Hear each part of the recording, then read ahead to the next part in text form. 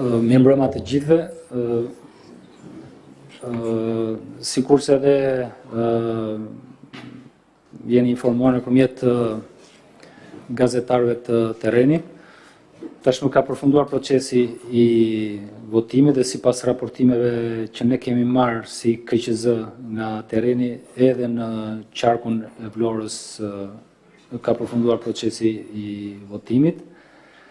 Jemi duke mbikëqyrur procesin e përgatitjes për dorëzim të kutive të votimit dhe kutive të materialeve zgjedhore në KZAZ-t respektive, në përputhje ky proces me të gjitha protokollet që ka miratuar Komisioni Qendror I Zgjedhjeve. Për sa I përket përqindjes në pjesëmarrje, sikurse e shikoni dhe në monitor, është 41.37%. Ora 6, po është në çdo një orë, edhe nuk e di nëse ka marrë të dhënën e fundit, është midis orës 18 dhe 19.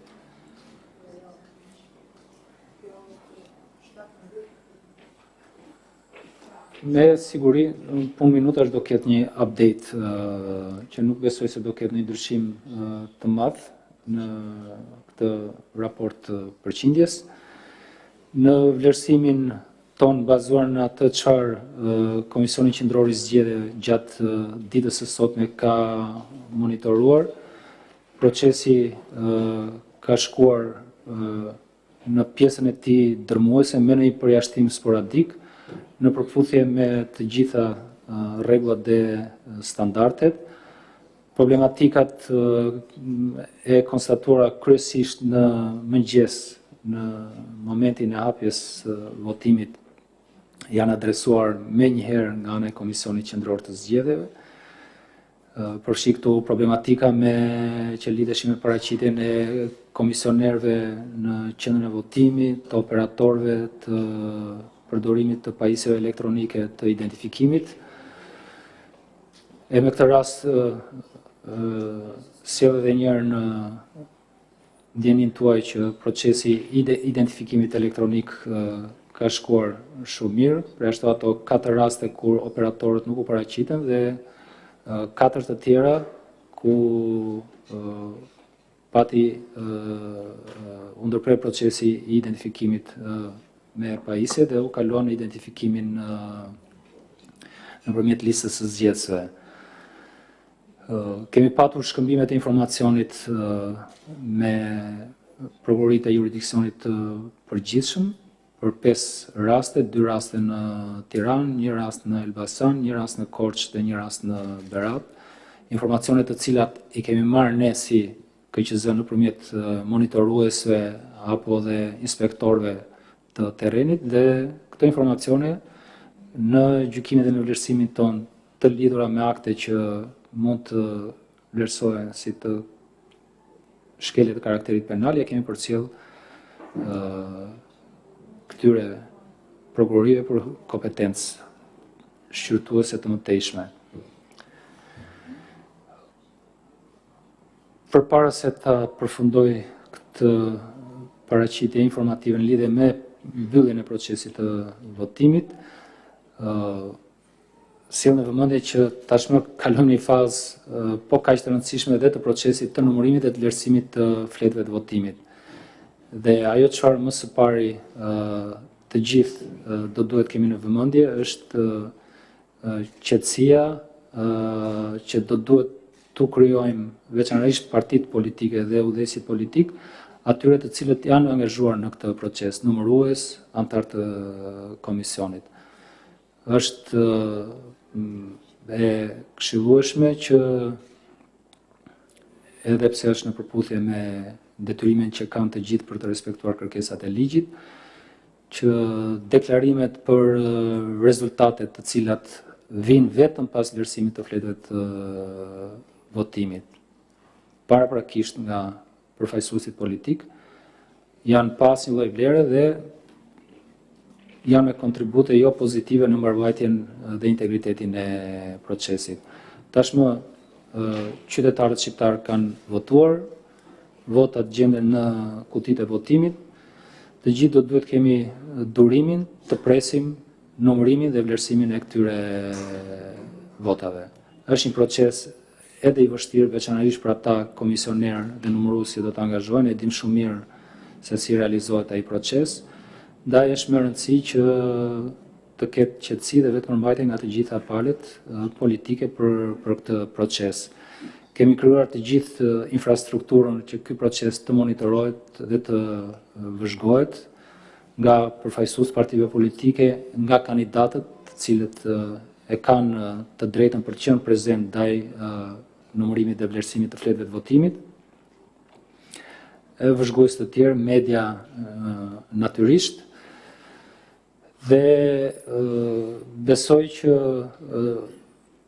nëse të gjithë do të bëjnë atë çfarë ligji ka përcaktuar për të bërë në këtë rast, ne do të kemi rezultatin paraprak të zgjedhjeve brenda fatit përcaktuar nga Kodi Zgjedhor, pra jo më vonë se pas ditja e ditës martë.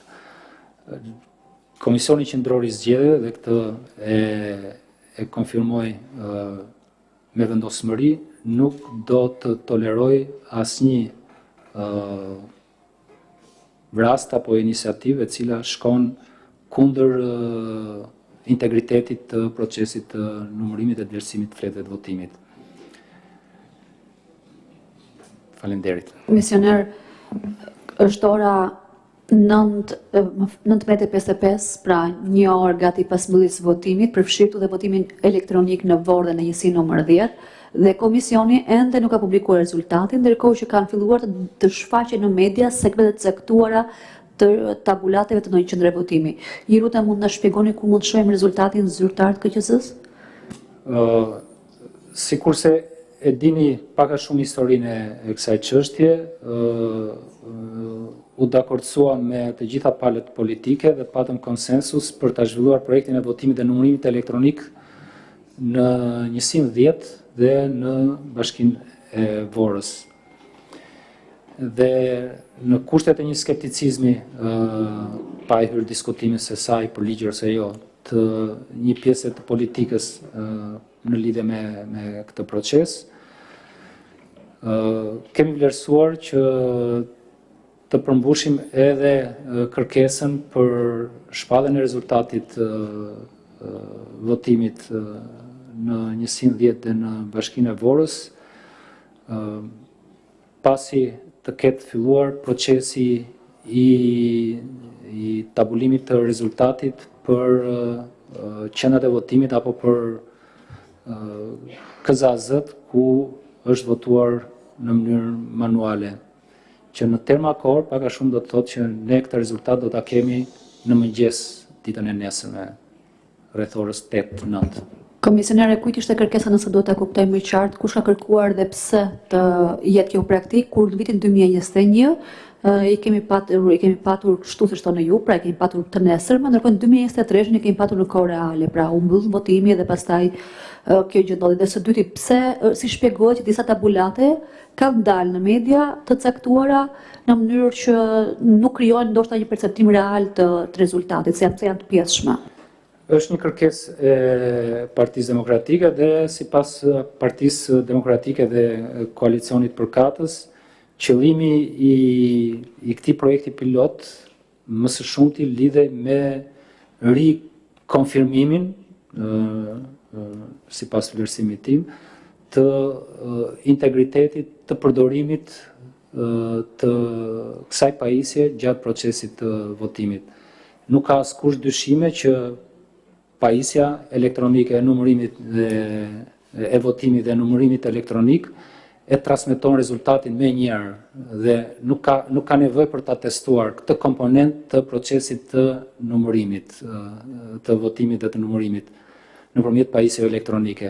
Ajo çfarë është dashur të testohet për të rikonfirmuar ka të bëjë me integritetin e procesit të votimit nëpërmjet këtyre pajisjeve. Pra, si thua, zhvillimi i projektit këtij piloti këtë ka patur si qëllim parësor. Dhe në kushtet kur lehtësisht mund të spekulohet në lidhje me rezultatin e shpejt që prodhon ky proces, kur pjesa dërmuese e qendrave të votimit dhe votave për këto qendra votimi do të numërohen vonë, do të filloj procesi pas mesnate, mund të kishte një impakt në këtë proces. Pra, për të garantuar integritetin e pjesës dërmuese të madhe të votimit, ndryshe nga votimi elektronik, kemi sakrifikuar transmetimin e menjëhershëm të rezultateve. Gjatë mbylljes së procesit votimit në disa qendra votimi, operatorët e teknik të cilët kanë asistuar këtë proces, kanë printuar gabimisht jo, në fakt se e kanë bërë ashtu siç duhet, por nuk do duhet që ta kishin bërë prezantimin e rezultatit, nëse nuk gaboj janë 2 ose 3 qendra votimi. Ndërkohë për qendrat e tjera nuk ka transmetim të rezultatit dhe askush prej nesh nuk e di se si është rezultati në ato pajisje dhe në kutitë e votimit që janë të bashkëlidhura me këto pajisje.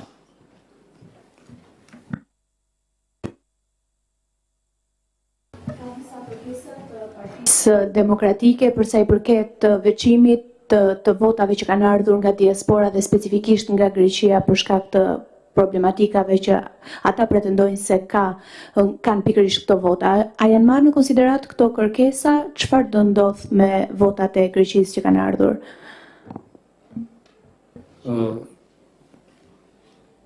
Procesi i vlerësimit të votave nga jashtë është përgjegjësia e grupeve të numërimit të ngritura për këtë qëllim dhe Komisionit Përkatës. Do të jetë në vlerësimin e tyre çdo aspekt që ka të bëjë me dokumentacionin zgjedhor të votimit nga jashtë dhe në përputhje me sjelljen e tyre dhe me vendimarrjen e tyre, atëherë si komisioner shtetëror mund të disponoj rast pas rasti për këtë proces. Partia Demokratike pak më parë ka denoncuar një rast flagrant.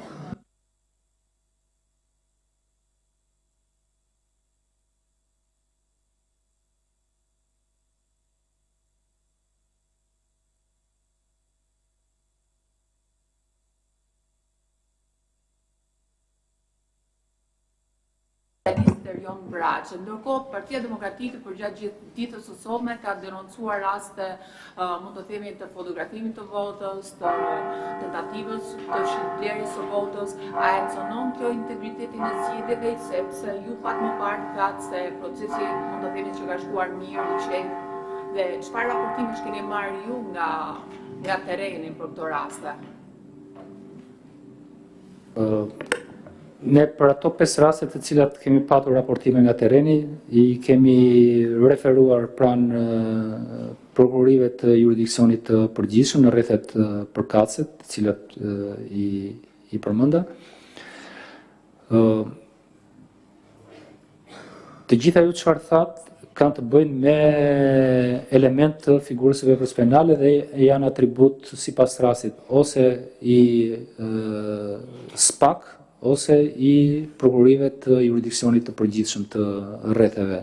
Dhe do të jenë ato të cilat do të vendosin në lidhje me çfarë është pretenduar ose çfarë është evidentuar përfshirë në rastin konkret. Është jashtë kompetencës lëndore të themi të Komisionit Qendror të Zgjedhjeve për të dhënë një verdikt. Dhe sa kohë që nuk jemi në pozitën për të dhënë një verdikt në lidhje me këtë fakt, aq më shumë akoma nuk do ishte udhës të jepja një opinion ose një vlerësim në lidhje me këtë fakt dhe me këtë ngjarje. Do duhet të presim ecurinë e asaj se çfarë do të bëhet nga organet përkatëse të ndjekjes penale.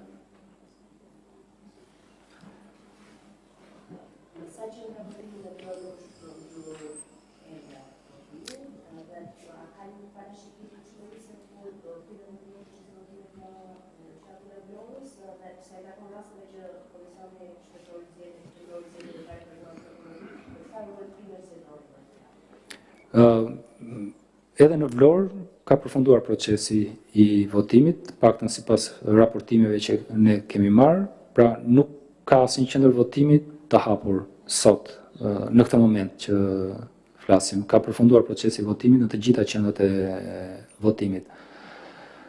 Në lidhje me natyrën e rasteve që ne kemi referuar, 2 rastet e Tiranës ka të bëjnë me presione ndaj komisionerëve dhe për çështjen e përdorimit të dokumenteve identifikues të vëzhgues apo të personave të tjerë. Një në Elbasan ka të bëjë me fotografimin e votës dhe lejim nga komisionerët për votim të shumëfisht. Një rast në Korçë, edhe ky ka të bëjë me lejim nga komisionerët për votim të shumëfisht. Po kështu dhe rasti i Beratit. Ka të bëjë me lejimin nga komisionerët për votim të shumëfisht. Dhe këto raste tash i kemi referuar në prokurorit e jurisdiksionit përgjithshëm. Shumë pak metra larg është në kat, është dhe zyra koordinimit të Komisionit Qendror, stafut dhe policisë përgjithshme. Nëse është e mundur, kemi parë gjatë ditës lëvizje punojësit duke marrë dhe vetëm këto raste që përmendët ju apo keni denoncime të tjera?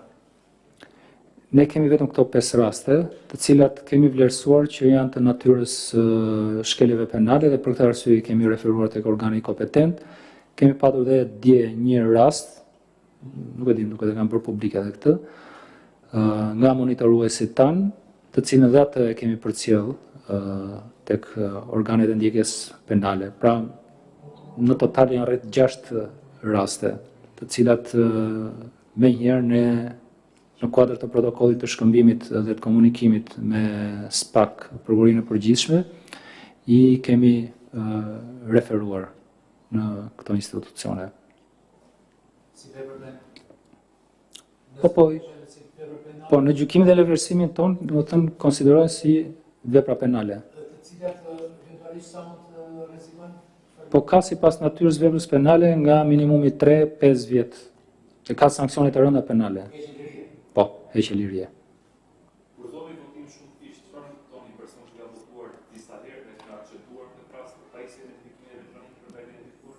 Pikërisht sepse nuk ka ceduar pajisja, ne kemi këto raportime. Për këtë arsye. Ai ka votuar vetëm një herë dhe ne kemi referuar tentativat e komisionerëve për të lejuar për votim të dyfisht. Komisioner, si konsideroni disa raste kur në disa qendra votimi krahas identifikimit elektronik janë detyruar votues të firmosin edhe në një regjistër fizik, mund të vendosë edhe video në dispozicion në lidhje me këtë çështje? Po, jo, e kemi këtë informacion, nuk është dashur, sepse pajisja e identifikimit elektronik pikërisht këtë ka qëllimin parësor që të ofrojë garancim identitetin atij që paraqitet për të votuar dhe për të shënuar pikërisht se kush ka votuar. Ka qenë e tepërt ajo çfarë kanë urdhëruar disa komisione të qendrës votimit që krahas përdorimit të pajisjes elektronike të identifikimit i kanë detyruar zgjedhësit dhe të firmosin në këtë regjistër. Është tërësisht çështje e kapacitetit të tyre profesional, trajnimit. Tani tek kjo punë e trajnimit ka shumë diskutime për të bërë, po me siguri pasi të përfundojmë këtë proces zgjedhor do të kemi shumë gjëra për të thënë. Faleminderit.